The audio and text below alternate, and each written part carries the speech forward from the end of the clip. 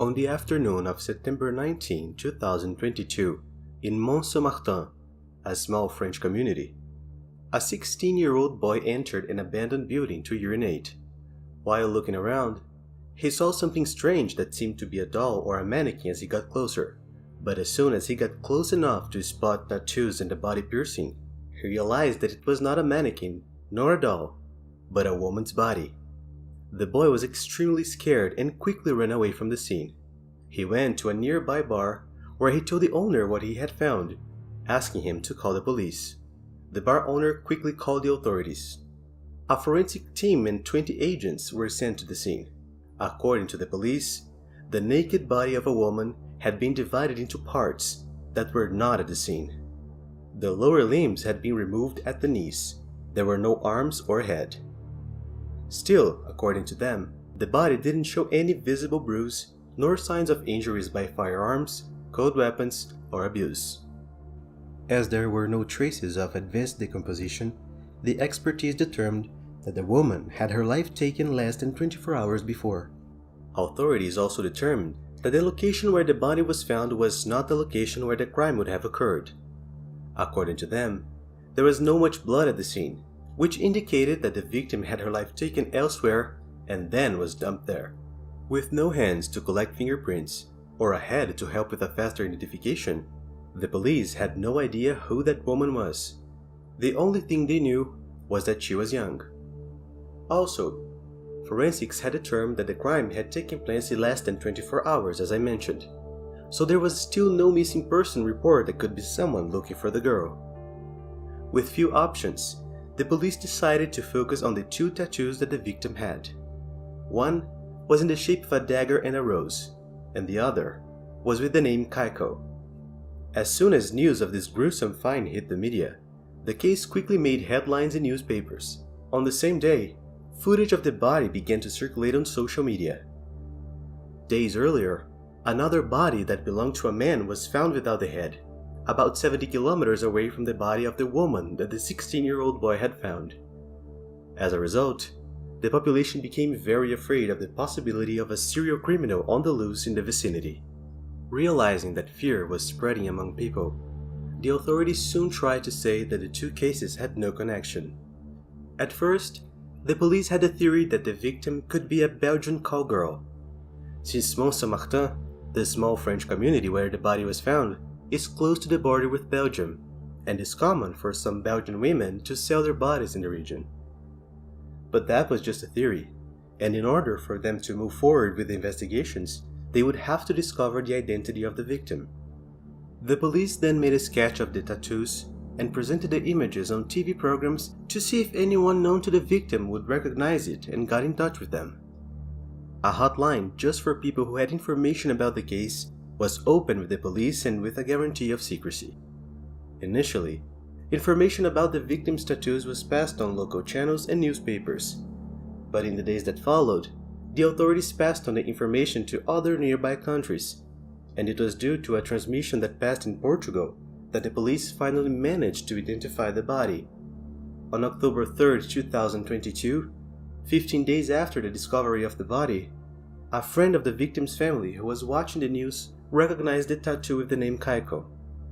On the same day, the Public Ministry of Luxembourg revealed that the victim's name was Diana dos Santos. But who was Diana dos Santos? Diana Isabel Gomes dos Santos was a Portuguese born on October 17, 1981, in the city of Porto. She grew up in the neighborhood of São João de Deus in the parish of Campanha, and then, when she was just over 20 years old, she moved to Andorra. Later, she went to France and then to Belgium, until arriving in Luxembourg, where she settled and lived for about 5 years. According to her father, she always worked as a clerk or a kitchen helper. She had a son whose nickname was Kaiko, the same as the tattoo. The 22-year-old boy was raised by his grandmother in Vila do Conde. Her whole family is from Portugal, and she used to spend her holidays in the country every year. Still, according to Diana's father, the last time he saw her was the year before, at a karaoke in Gaia. He said that singing was one of his daughter's great passions, and that she was highly praised when she sang at events like weddings and birthdays, because she had a good voice. Diana's family found out about the crime through a friend who identified her after seeing the article about the tattoo. They even said that they had not received any calls from the police regarding the crime. With the discovery of the victim's identity, authorities could now move forward with their investigations. During the first investigations, suspicion of the crime fell on Diana's ex-partner, a 43-year-old man named João Oliveira. According to the police, Diana and João had a very troubled relationship, with episodes of violence that even resulted in the man's arrest. On the occasion, Diana denounced her companion for aggression, and he was arrested in August 2021, spending 10 months in prison. It is said that at the time, João called Diana every day from prison, but she never answered. Upon being released in June 2022, João went to the restaurant where Diana worked and sat down at a table as a customer. As soon as Diana saw João at her place of work, she was furious and the two started fighting in the middle of the restaurant, and as a result, Diana was fired. In a statement to the police, João Oliveira admitted that his relationship with Diana was troubled, but said that there was violence on both sides and that this was due to their excessive consumption of alcohol. After being heard by the police, João was released but continued to be investigated. Later, the police requested that people close to Diana come to give statements in order to gather more information for the investigation. One of those people was a close friend of Diana, who was not being named for security reasons. She said that she was Diana's best friend until the end of 2009, when, according to her, Diana met some men who were involved in the wrong things. According to this friend, she ended up moving away from Diana because she didn't want to be involved in that world and was very afraid of these men. Still, according to the friend, the men were of Moroccan origin and were always seen with Diana and used to communicate in Spanish.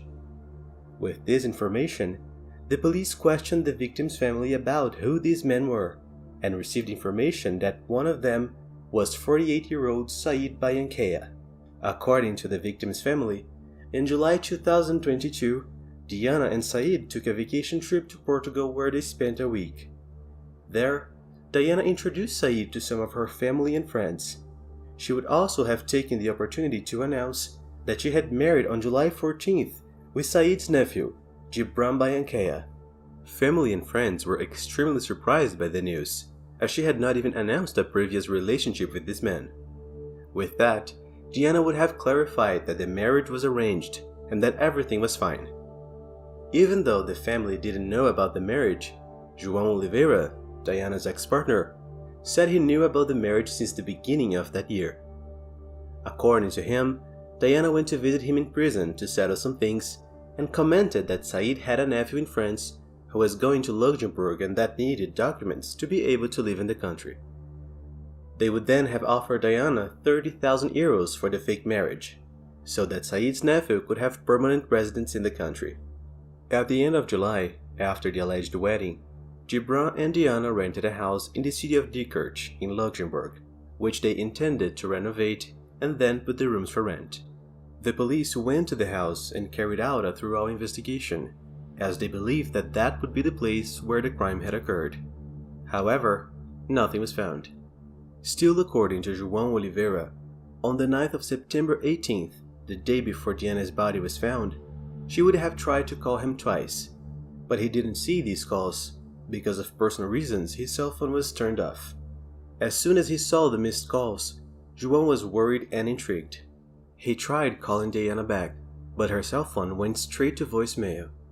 He then got Said's contact and texted him, asking if everything was alright with Diana, to which Said replied that he had not seen her for a week. Very worried, João got in touch with several of his ex-partner's friends to find out if they knew about her, but they all said they had no idea where she was. When it was the 29th, he saw the report on TV about the body found and the images of the tattoos, and at the time, he knew that it was Diana dos Santos. João said that Diana was the woman he loved most in his life, and that despite being considered a suspect in the crime, he wanted to make it clear that he would be incapable of doing something like that to her. On October 7, 2022, Said Bayanquea had his preventive detention decreed. According to the authorities, there are strong indications that he and his nephew, Gibran Banquea, who is on the run, are responsible for the crime. The motivations are still unknown, but from what was found, it is probably financial. Police are also investigating the possibility that more people were involved and hope to confirm this soon. The region of France where the body was found is dominated by crime, so much so that a team from CNN Portugal who went to the location to report on the case were threatened by criminals who said that if they didn't leave that area in 10 minutes, they would suffer the consequences. In a statement to the police, Said Bayanquea said he's innocent and had no involvement in the crime. The case continues to be investigated by the authorities of France and Luxembourg with the monitoring of the Portuguese consulate. Diana's head and arms have not yet been found, and her body is still with the authorities, who said that after finishing all the analysis, it will be released to the family. Well folks, that's it for today. Thank you for watching until the end, best wishes, and I see you next time.